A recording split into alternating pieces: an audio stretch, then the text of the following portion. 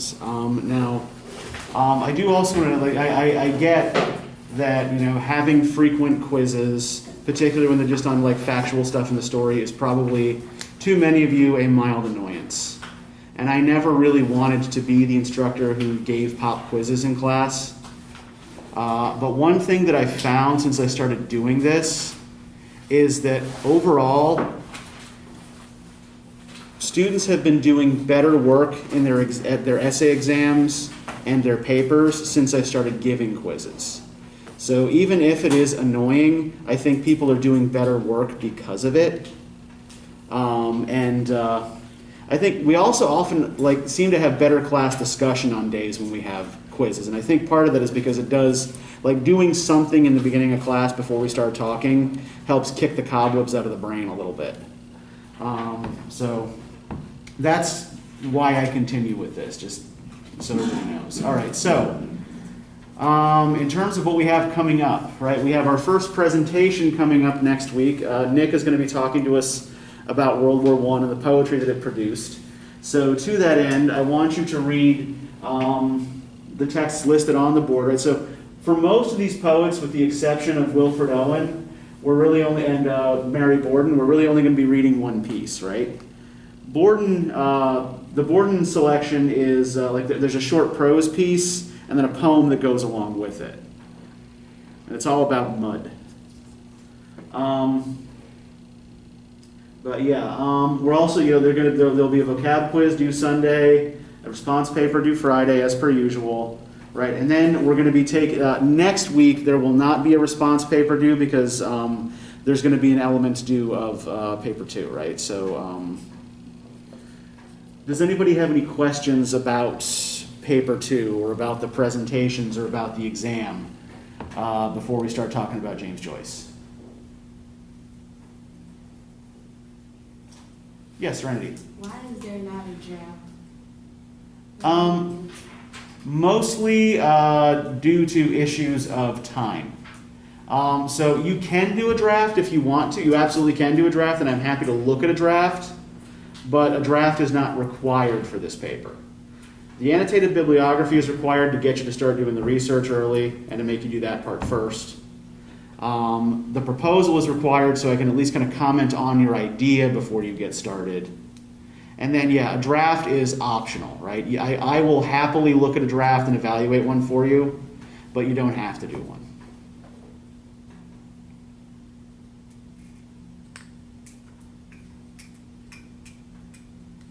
Any other questions about the final assignments? Any of them?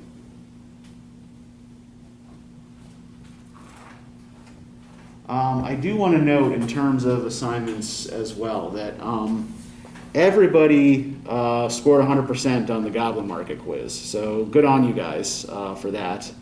I was really pleased to see that. Okay, so let's talk a little bit about James Joyce then. So what did you guys think of the music that was playing at the beginning of class? I'm not going to lie, I was not paying attention at all. Okay. It just kind of washed over you? Older. Okay, yeah, it sounded old-fashioned, right? And in fact, I chose specifically versions of this that were performed in a very turn of the 20th century style, right? So they would kind of sound like what you would hear at a party like this one, right? And at a turn of the 20th century dinner party, most people would be expected to have some kind of little party piece that you would perform, right? So you come to the party, you're expected to either maybe play a song on the piano or to sing or to give a little speech, something like that, right? So, everybody, or to, recite a poem, everybody does some little performance piece that suits whatever their interests and talents are. And as we see with this particular Christmas party, right, it's no exception here, right? So the first two of the tunes that I played, right, Arrayed for the Bridal and the folk song, The Lass of Aughrim, are directly referenced in the story, right? Arrayed for the Bridal is the song that Aunt Julia sings as her party piece. And the Lassifaw Hrim is the song that the tenor Bartle Darcy is singing at the end of the party as everybody's going home that has such an effect on Greta Conroy, right? Now the third song is not directly referenced in the story, but it is where the title comes from. So Thomas More is an Irish poet and songwriter of the early 19th century. He hung out with a lot of the later generation of British romantics, people like Byron. He was a good friend of Lord Byron's. And a lot of Moore's stuff hasn't aged well, right? Like we don't read Moore much anymore. He's not performed much anymore because a lot of his stuff is regarded as kind of as a little too sentimental for contemporary tastes, right? But this particular piece, O Ye Dead, is a dialogue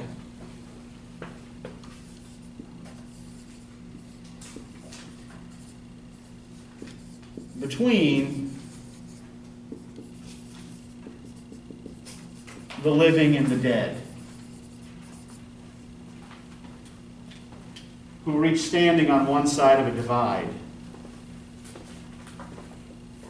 And each party is envious of what the other has, right? The living envy the dead, and the dead envy the living. And, you know, the dialogue is them sort of like arguing back and forth over who has it better, right? So, ways in which that'll be relevant to this particular story, I think, will come out as we talk about it. But yeah, I want us to kind of keep this idea in mind of a dialogue between the living and the dead. Not so much between life and death, right? Between living people and dead people as we go through the story, right? So overall, what did you guys think of this? What? I feel like I was watching a Netflix show or movie. Okay, why? Kind of dramatic. Okay. And like how Gabriel was like lonely half the time. Uh-huh. I was like, damn, dude, you gotta do better. Okay, yeah. Like our central character, right, it's got Gabriel Conroy, who is for most of the story, except the very beginning, our perspective character as well, right? Yeah, I think you've hit on an important thing there, right? Gabriel spends a lot of time standing off by himself and thinking, right? And not really participating in what's going on in the party. And when Gabriel is standing by himself thinking, what sorts of, like, on what kinds of topics do his thoughts tend to run? What sorts of things does he think about?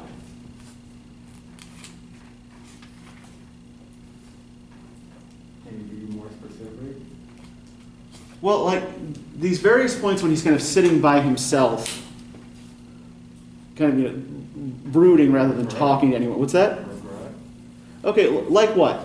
What does he seem to regret? When he makes that comment to Lily and he gives her the tip. Yeah, his social interactions, especially with women, are really awkward, right? I think that's the first that we see of Gabriel's awkward social interactions with women, right? I think that this is a kind of building theme here, right?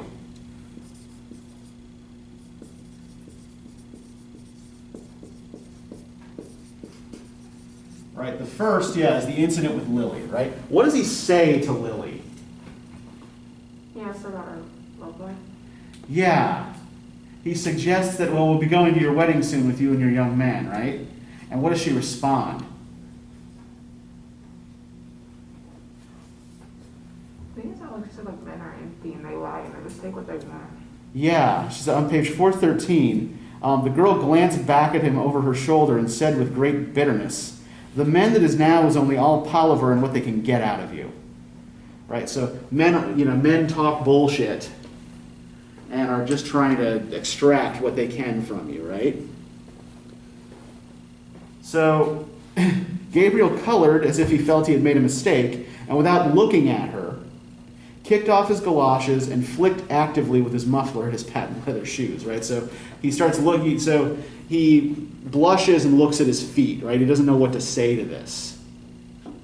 And so in order to diffuse the awkwardness of the situation, he gives her a coin and runs away, right? Now, where else do we see Gabriel fail in an interaction with a woman? Yeah. The second big one is his argument with Miss Ivers, right? And what's at the center of that? He's been writing in a very conservative newspaper. Yeah, he's been writing reviews for the Daily Express.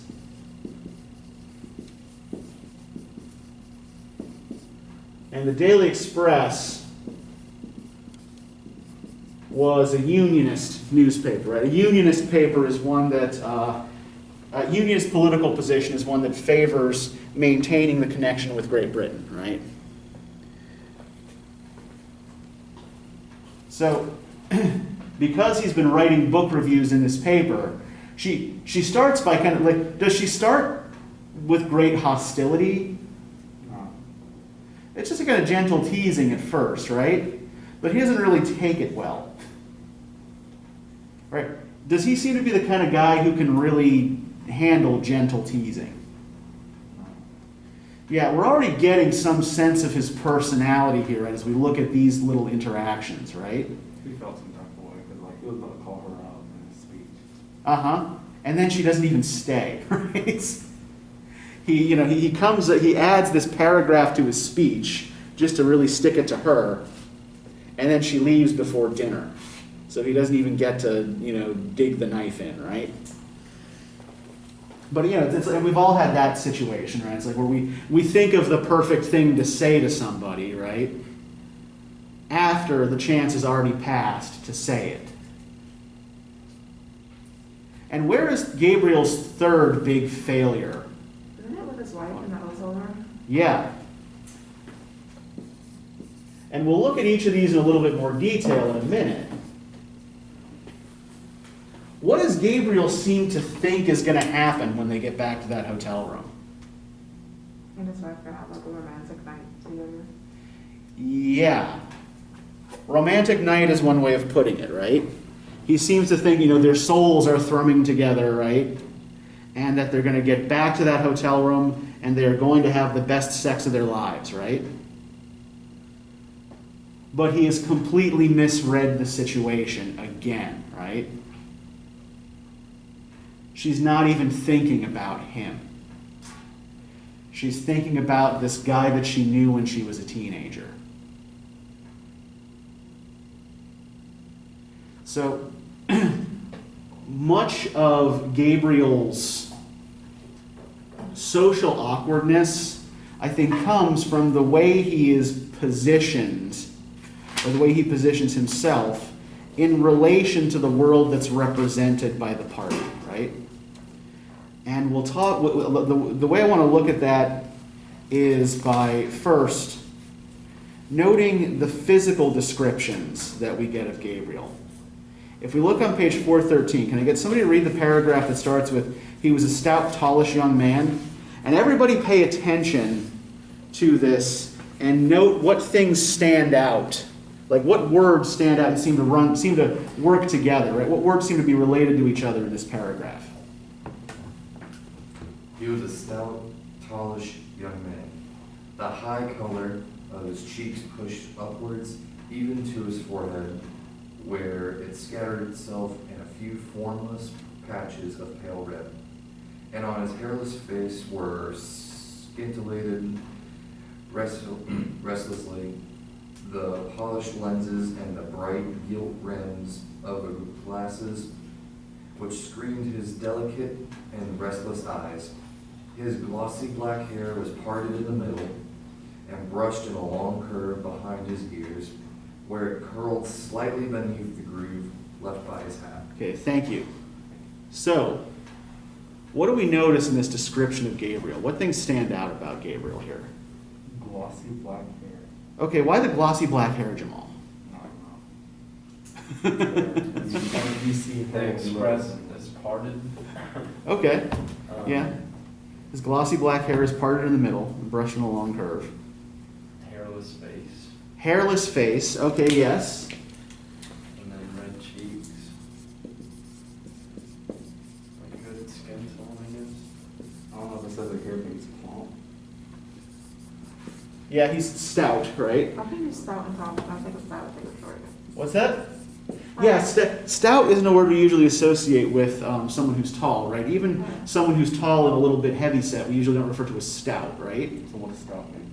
So stout is more kind of similar to stocky, right? You know, so somebody who is, well,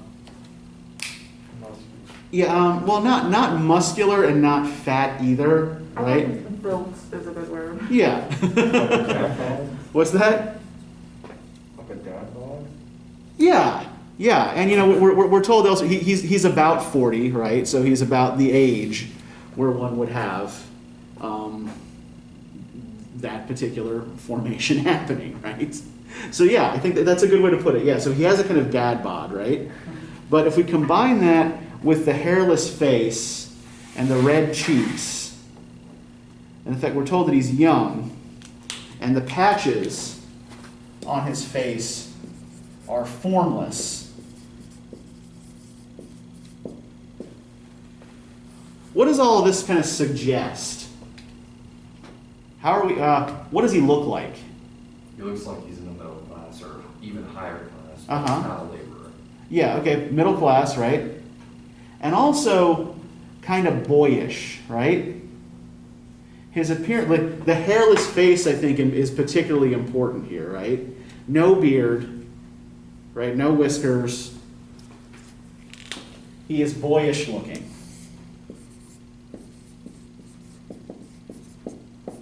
So he looks kind of immature. Now the other thing that I want to note is something that no one has mentioned here yet. What's he wearing on his face? Glasses. He's wearing glasses, yeah. And I think the way the glasses are described is also important, right? On his hairless face, they're scintillated restlessly, the polished lenses and the bright gilt rims of the glasses, which screened his delicate and restless eyes. So what this means is that he looks at, like, I think the word screened here is particularly important, right? That the glasses, in some sense, separate him from everything he's looking at, right? They screen him from whatever he happens to be looking at, right? There's a divide between him and the rest of the world.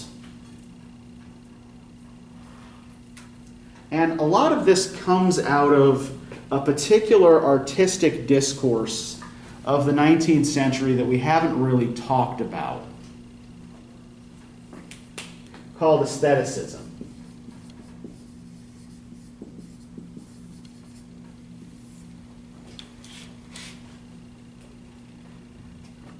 So, have any of you ever heard the phrase art for art's sake?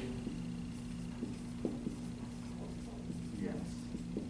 Okay. In what context, Jamal? Like, what do you know about this phrase? Or where have you heard it? I don't know, I just know I've read it before, but like it basically talks about an aesthetic. Uh-huh. So it's like doing something just for the aesthetic of it. Yeah. So like the Gothic following and stuff. Yeah. So what an aestheticist believes, right, is that art has no purpose other than to be beautiful, right? That it has no other reason to exist, right? It's not supposed to teach you anything. It's not supposed to, impart timeless wisdom. Art is art because it's beautiful, because we admire it, and for no other reason, right? A good example of this philosophy, there's a French novel from the 19th century by Théophile Gautier. It's called Mademoiselle Maupin. Nobody reads the novel anymore, but the preface is still regarded as important in the history of art theory. Gautier says that the most useful item in your home is your toilet, but you'd be foolish to admire that, right? We admire things that are beautiful, not things that are useful. And so the big high priest of this idea in England is an Oxford scholar by the name of Walter Pater. And Pater writes a book called Studies in the History of the Renaissance.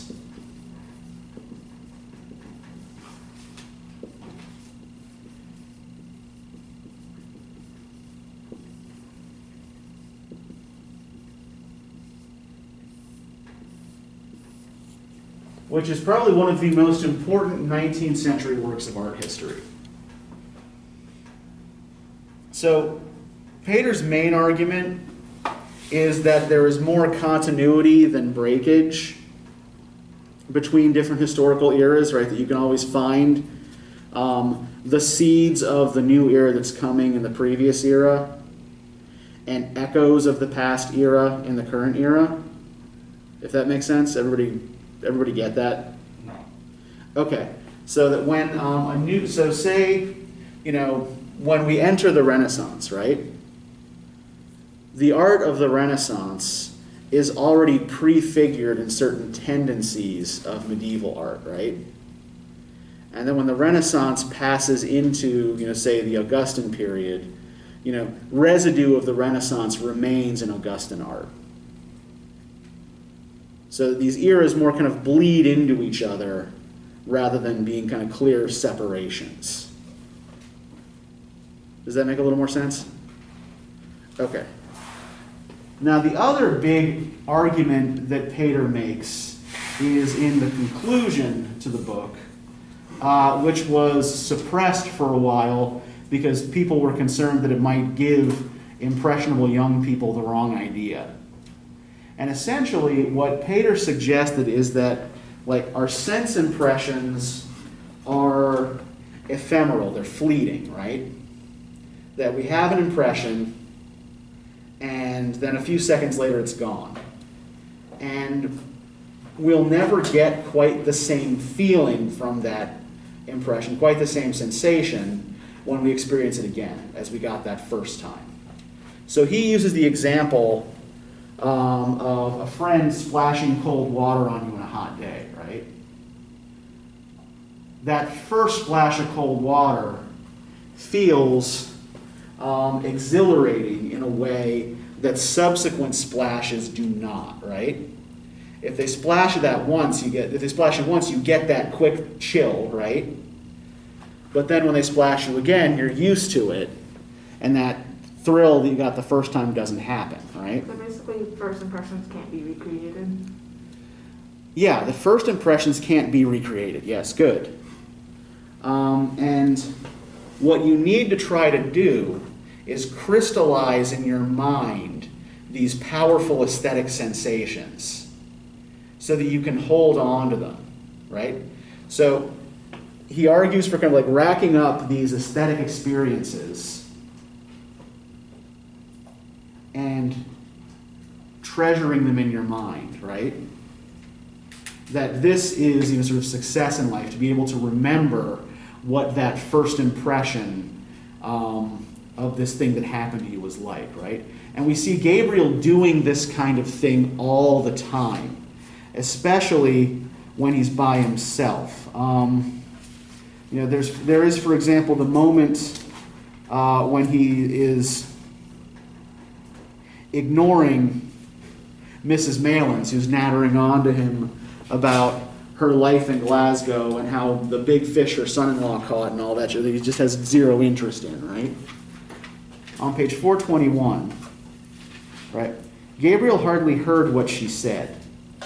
Now that supper was coming near, he began to think again about his speech and about the quotation. When he saw Freddie Malins coming across the room to visit his mother, Gabriel left the chair free for him and retired into the embrasure of the window. The room had already cleared, and from the back room came the clatter of plates and knives. Those who still remained in the drawing room seemed tired of dancing and were conversing quietly in little groups. Gabriel's warm, trembling fingers tapped the cold pane of the window. How cold it must be outside. How pleasant it would be to walk out alone, first along by the river and then through the park. The snow would be lying on the branches of the trees and forming a bright cap on the top of the Wellington Monument. How much more pleasant it would be there than at the supper table. So he's touching his warm fingers against the cold pane of the window and having this kind of aesthetic reverie, right, about how good it would feel to be walking out in the snow right now. Even in his conversation with Miss Ivers, on page 419, right, she calls him a West Briton, right? Now, was everybody clear on what it means when she calls him a West Briton?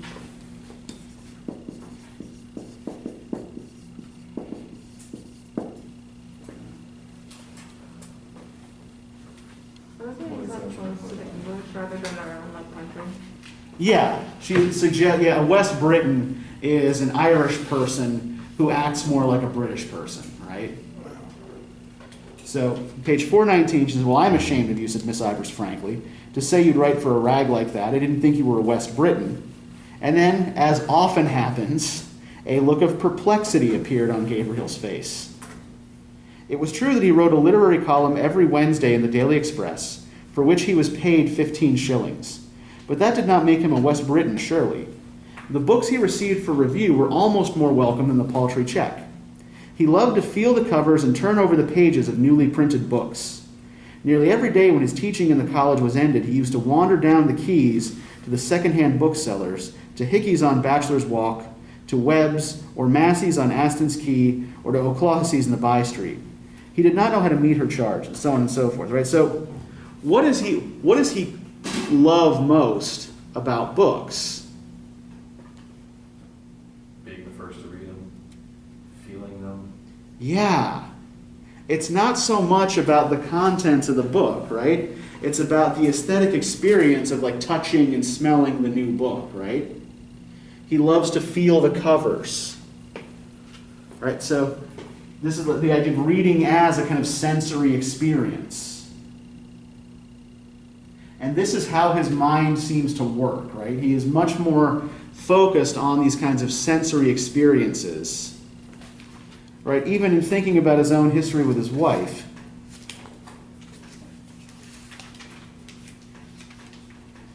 On page 434, right? They're walking back to the hotel, and he's, imagining what's going to happen there, right? She was walking on before him so lightly and so erect that he longed to run after her noiselessly, catch her by the shoulders, and say something foolish and affectionate into her ear. She seemed to him so frail that he longed to defend her against something and then to be alone with her. Moments of their secret life together burst like stars upon his memory. A heliotrope envelope was lying beside his breakfast cup, and he was caressing it with his hand. Birds were twittering in the ivy, and the sunny web of the curtain was shimmering along the floor. He could not eat for happiness.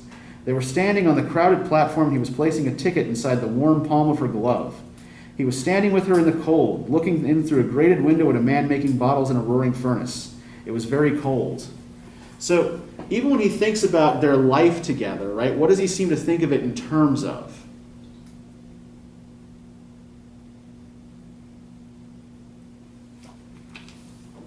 Is he thinking of it in terms of a kind of consistent narrative or a story? How is he breaking down their history together? Right? He's thinking about the purple envelope, the birds twittering, the sun on the curtain, standing in the cold and touching her warm hand.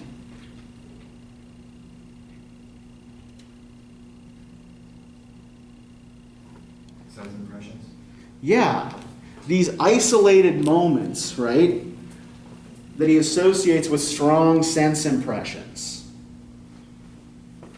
So Gabriel Conroy is following here the Walter Pater playbook, right? He thinks of life in terms of these strong aesthetic impressions, right? His memory is mostly made up of these kinds of impressions. Now, there is a strongly negative aspect to this, which I think is part of the function here of the glasses, right? So we remember talking a moment ago with the glasses as something that kind of distance him from whatever he's looking at, right? So when Greta is listening to Bartle D'Arcy sing the song on page 432, can I get somebody to read the paragraph that starts with, "He stood still in the gloom of the hall"? He stood still in the gloom of the hall, trying to catch the air that the voice was singing and gazing up at his wife. There was grace and mystery in her attitude, as if she were a symbol of something. He asked himself, what is a woman standing on the stairs in the shadow, listening to a distant music, a symbol of? If he were a painter, he would paint her in that attitude. Her blue felt hat would show off the bronze of her hair against the darkness, and the dark panels of her skirt show off the light ones. Distant music he would call the picture if he were a painter. Okay, thank you. So, what's weird about what's going on in his mind while he's watching his wife listen to this song on the staircase? Yeah. I like admiring it, like he's not embracing that moment. I mean, he is, but like he's doing it from like a different perspective, It's not really about her. It's Yeah, like a her weird physicality, like the idea of her. Not really. Yeah. Turning her into a symbol, right? Turning her into an art object, right? He's thinking about he's thinking about this as a painting, right? As a still image, as an art object, rather than as a person listening to a song and feeling something deep from it, right? So I think that a lot of what's going on here with Gabriel is that his aesthetic sense, right, his ability to turn everything into art, also seems to do something to his capacity to feel, right?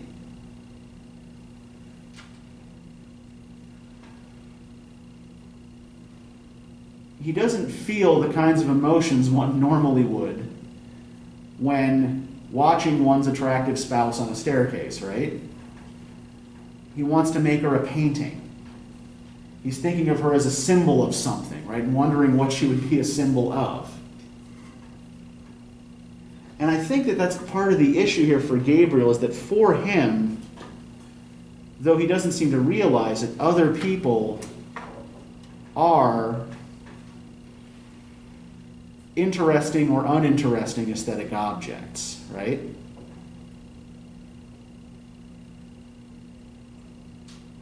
And when he's challenged, right, by someone in the heat of an emotional state, right, they're trying to pull him out, they're trying to pull him off of that cloud. And coming off of that cloud is uncomfortable, right? And I think that the pulling off here is gradual over the course of the story, and that this is what's happening in the experiences with the three women, right? Right, Lily is particularly heated about whatever romantic disappointment she has had. Miss Ivers is extremely heated and emotionally attached to issues related to Irish nationalism. And Greta has had this powerful emotional experience as a young girl that has just been brought back to her through Bartle D'Arcy's song. So these failures with women are in large part kind of like failures to process emotions or to understand why other people feel the way they do, right? Why not everyone steps back and looks at things from a distance. So let's go back to the argument with Miss Ivers, because I think that this also plays out, like this also demonstrates a number of tensions within early 20th century Irish culture that are worth talking about. So what do we remember from last time when we talked about the Irish literary revival? What do we remember about Irish politics in the early 20th century, if anything?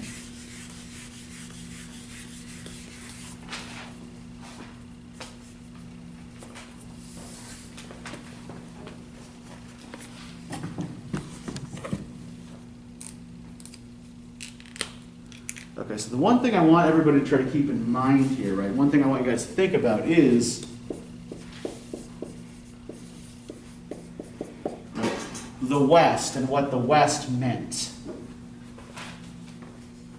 in the late 19th and early 20th century Irish imagination. Does everybody recall what the significance of the West was? The real Ireland. Yeah.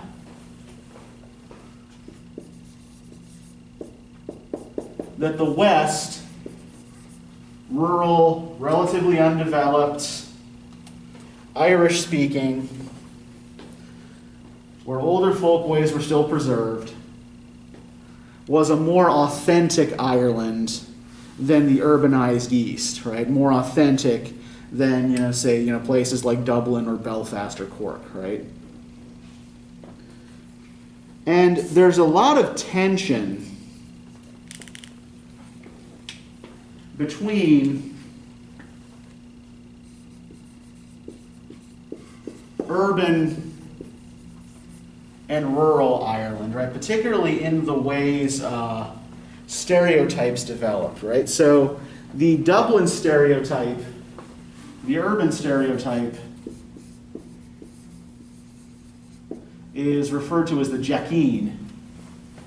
And the Jackeen is kind of well-dressed, slick social climber who is willing to completely forget his roots in order to get ahead in a British-dominated economy, right? Now, the rural stereotype is referred to as the culchie, and the culchie is basically the opposite, right? The culchie is often depicted as ignorant, thick-headed, stubborn, refusing to give up useless older practices in exchange for progress, right?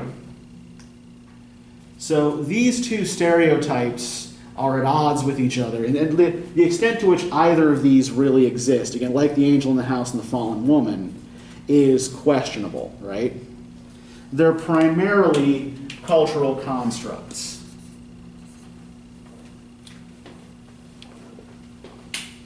But this tells us something about the way rural people and urban people often thought about each other. Now, someone like Miss Ivers, right, what do we know about Miss Ivers' profession and background? She's a university teacher. Yeah, she's a university graduate too, right? Like Gabriel. What does she do for a living? Teachers at the university. Yeah, she's a teacher, yeah.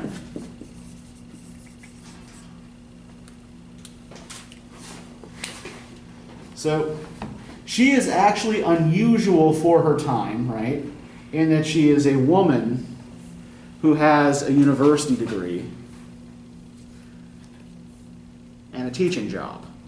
Is she also like a nationalist? Is that what they would call it? Yeah, that's it. Yeah, she is also a pretty serious nationalist, right?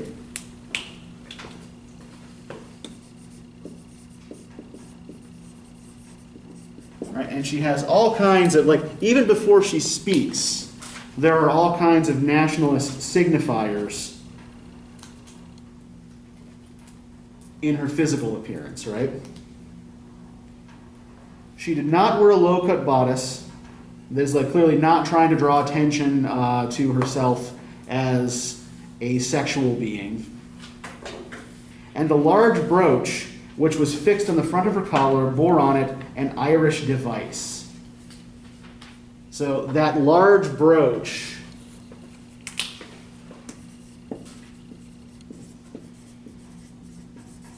is that first major signifier of nationalism that we see with her. And then, of course, we get the argument about Gabriel's West Britanism, right?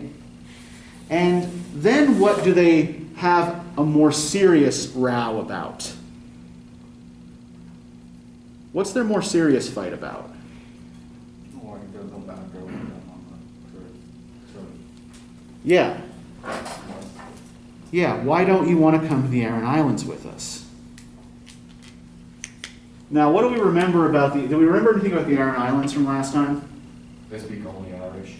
Yeah, they were, well, at least they were mostly Irish speaking, right? It's about as far west as you can go and still be in Ireland. They're just these three little chunks of rock out in the Atlantic. And people still maintained a very traditional fishing and herding lifestyle there, right? So there was this trend among urban nationalists in Ireland to go out and vacation on the Aran Islands, right? Now, conditions were not exactly comfortable. So someone like Gabriel, who clearly likes, a kind of happy bourgeois life with lots of creature comforts and a well-filled table, right? Like Gabriel is in some ways kind of a hobbit, right? This is not his idea of an ideal vacation, right? We can't imagine, can you imagine someone like Gabriel Conroy, say, like going camping? Maybe glamping. Okay, yeah. What? Yeah, if he's... Glamping? Okay, so like regular camping is where you go out and like it's like you're in the middle of nowhere and you have like very little stuff. Glamping is where you have like electricity, AC, like access to bathroom and stuff like that. Yeah. Or you're in an RV, like you're out in nature but you're not really camping. Yeah. Yeah. Glamping is camping without camping. Right? It's you bring all of your stuff with you and all of your modern conveniences. We might see someone like Gabriel doing that. Yeah. But yeah, going out and roughing it does not seem to be his thing, right? So can we look at this conversation on page 419? Can I get somebody to start reading from, "Oh, Mr. Conroy, will you come for an excursion to the Aran Isles this summer?"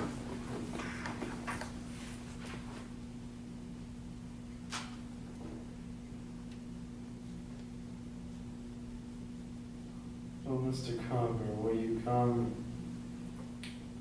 for an excursion to the Aran Isles this summer? We're going to stay there a whole month. It will be splendid out in the Atlantic. You ought to come. Mr. McLean is coming. Mr. Kelly is coming. And Kathleen Carmine. It would be splendid for Greta too if she'd come. She's from Comment. Isn't she? Her people are, said Gabriel shortly.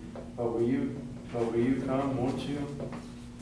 Miss Ivor, laying her warm hand eagerly on his arm. The fact is, said Gabriel, I have already arranged to go. Go where? Asked Miss Ivor. Well, you know, every year I go for a cycling tour with some fellows, and so... But where? Asked Miss Ivor. Well, we usually go to France or Belgium or perhaps Germany, said Gabriel awkwardly.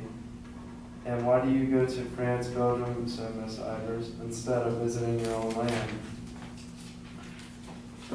Well, said Gabriel, it's partly to keep in touch with the languages and partly for a change. And haven't you your own language to keep in touch with, Irish? Asked Miss Ivors.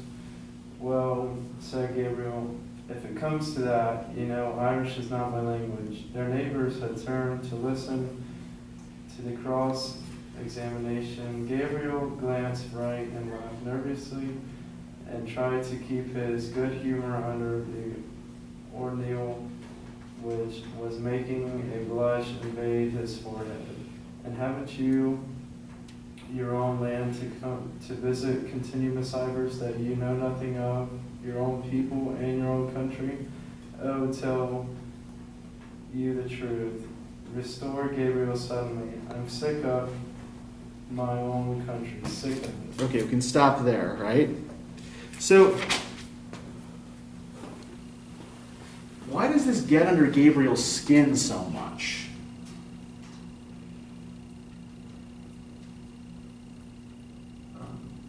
Why do you think this upsets him so much?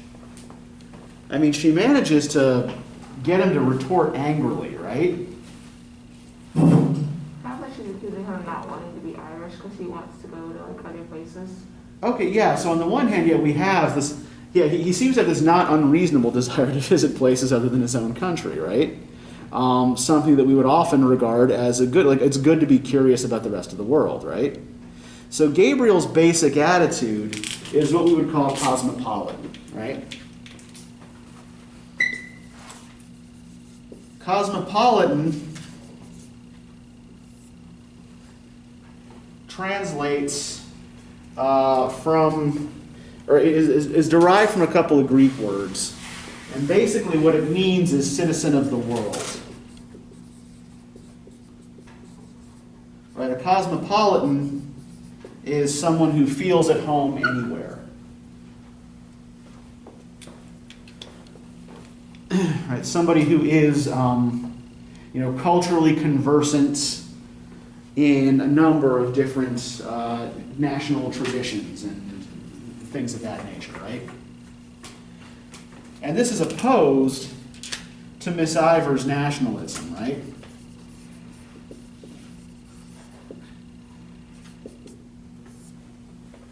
Right, Miss Ivers wants him to get to know Ireland better, to get to know his own country better. But there's something else going on in here that gets him heated. Where does he first respond shortly to her? Something about the language. Back a little further.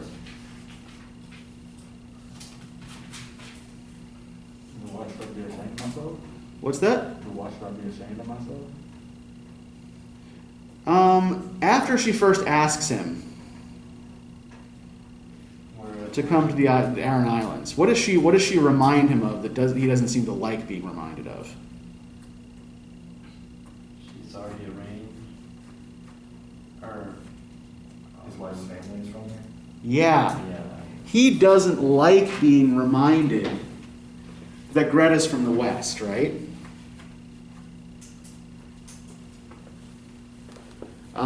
He's already said on the previous page, in thinking about his mother,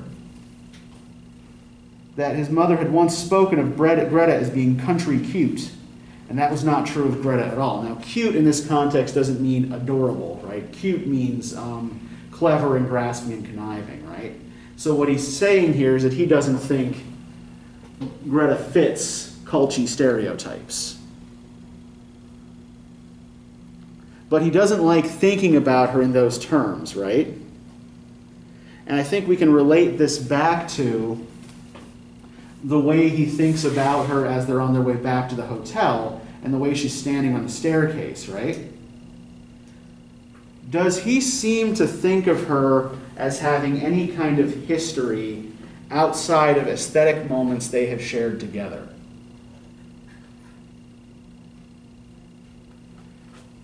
And how does he react when she first brings up Michael Fury? He gets mad, but then he gets sad because to me he kind of questions his own mortality Yeah. process. Yeah. So we actually do see a process of maturing in Gabriel over the course of a single evening, right? But yeah, when she first brings up Michael Fury, right, he's pissed. because he thinks she wants to go back to the West to visit some old flame, right? You know, when Miss Ivers mentions to Greta that she had arranged this trip to the Aran Islands, right? Then Greta, says, "Oh, please, can we go, Gabriel?" And Gabriel says, "Well, you can if you want," right? He doesn't seem to like to acknowledge that she has any connection to Connacht, to the west of Ireland, right? This part of the country that he seems to regard as backwards and uncivilized. Right? Doesn't fit into his notion of how things are supposed to be.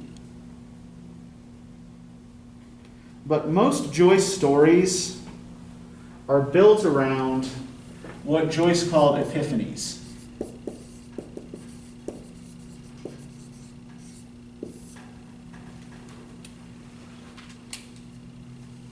And does anybody know what an epiphany is? When you have an epiphany? Self-realization. Yeah. It's like a big aha moment.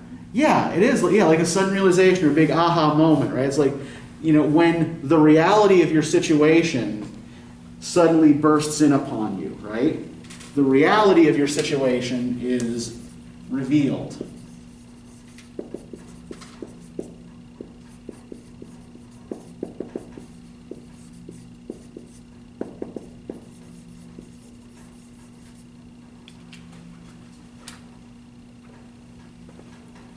And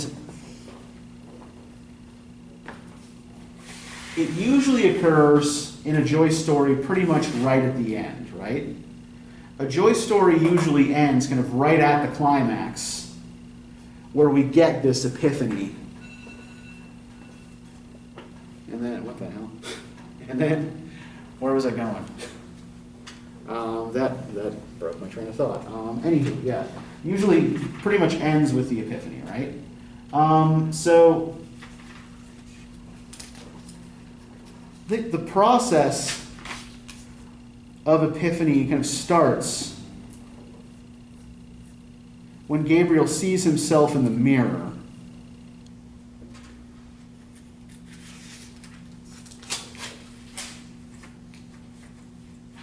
On page 437. Right, so Greta is thinking about that song. She's broken loose from him and ran to the bed, throwing her arms across the bed rail, hid her face. Gabriel stood stock still for a moment in astonishment, then followed her. As he passed in the way of the cheval glass, he caught sight of himself in full length, his broad, well-filled shirt front, the face of whose expression always puzzled him when he saw it in a mirror, and his glimmering, gilt-rimmed eyeglasses. So he's conscious every time he looks in a mirror of looking a little bit ridiculous, right? But I think like this is also kind of representative of Gabriel's general self-consciousness, right?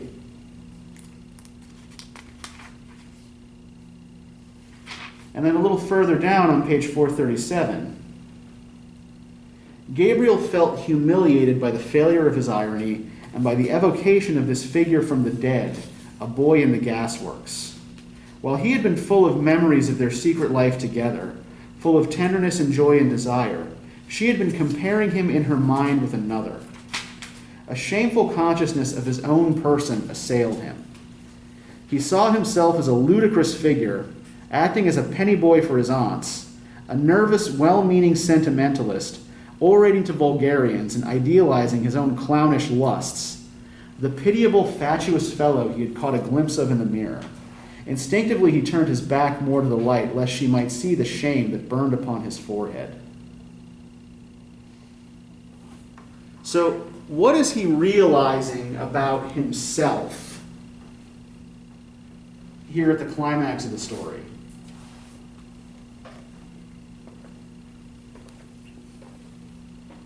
Clownish lust overall, probably.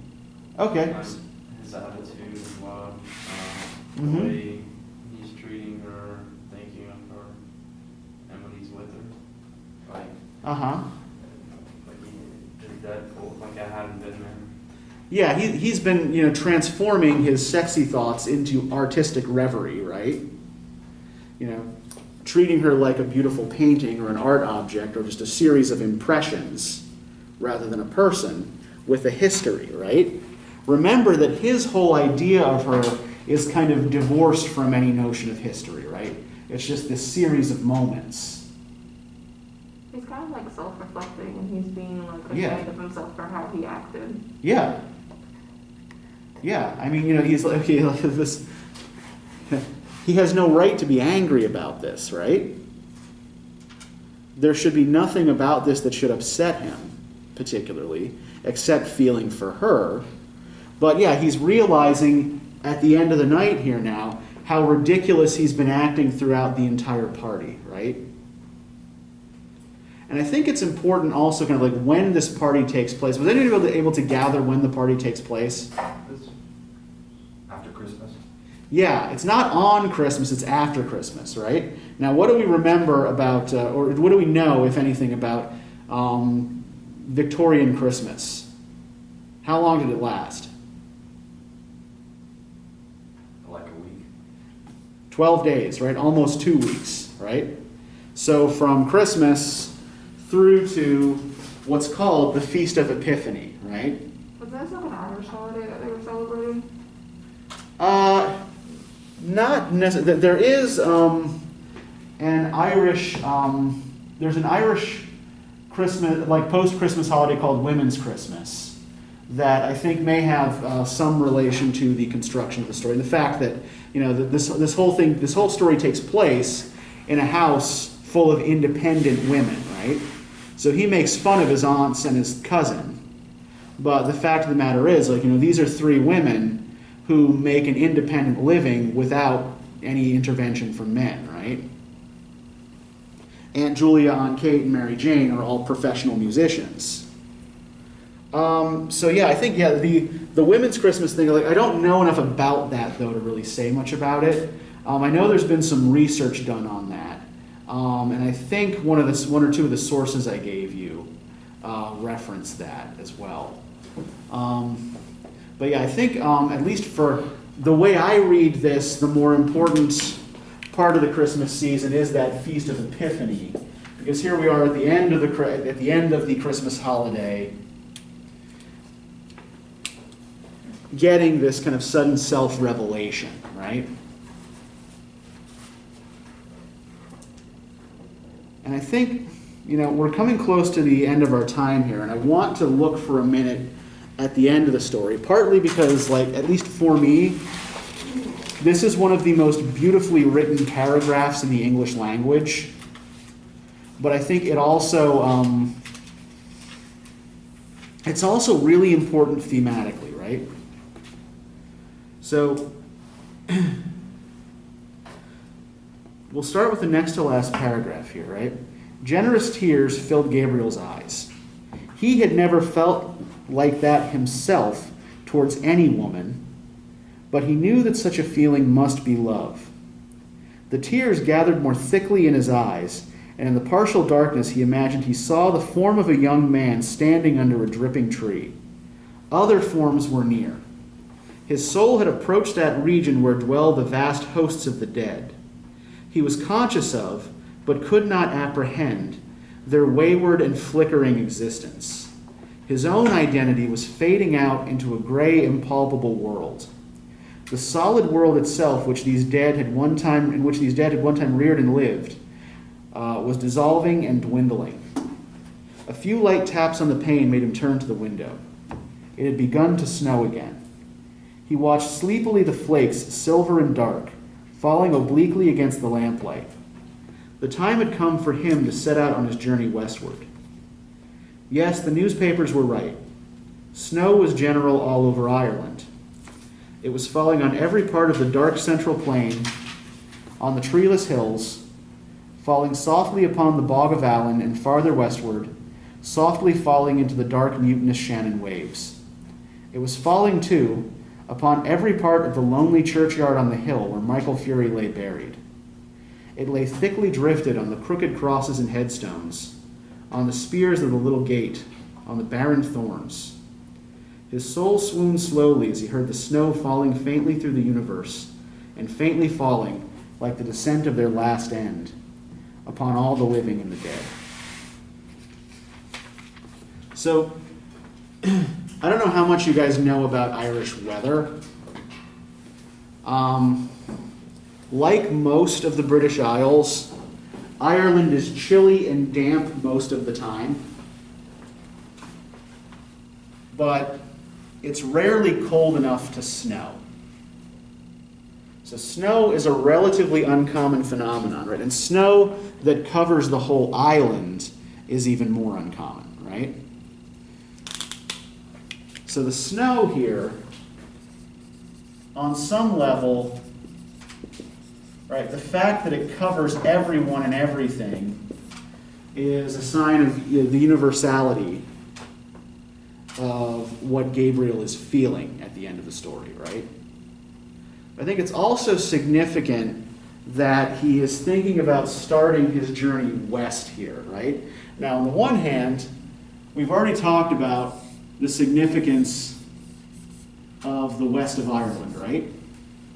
But let's think about this in terms of the story's title as well. We can see the beginning here of a dialogue between the living and the dead that's actually been running through the whole story, right? We've got these reminders throughout of dead relatives, of people who are no longer present, reminders of mortality, right?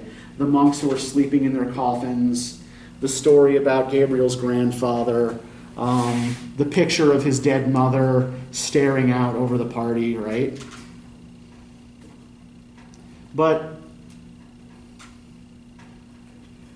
in tradition and folklore mythology, west typically is the direction of death, right? The sun sets in the west. It rises in the east, sets in the west. So the land of the dead is often beyond the western horizon, right? Now, does that mean that Gabriel is, pursuing his own course towards death here? Probably not, right? But he is at least having to make peace here with the shades of his wife's past, right?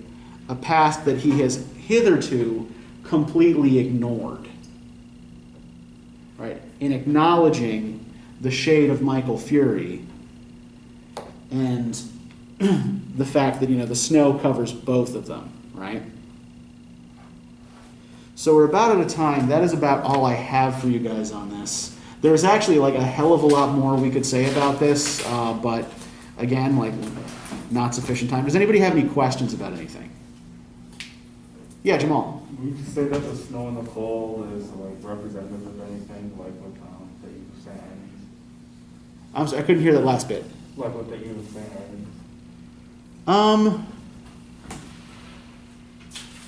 I'm going to tentatively say yes, but I don't quite know what.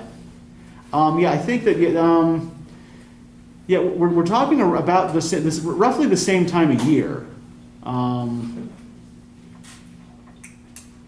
So yes, I can certainly see the possibility of connection there. Yeah, but it's not something I've really thought enough about to have a good answer for you.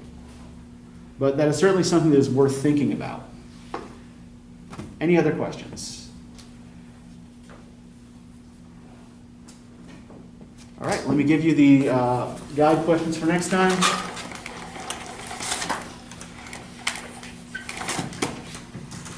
And when we come back, we'll be talking about the First World War.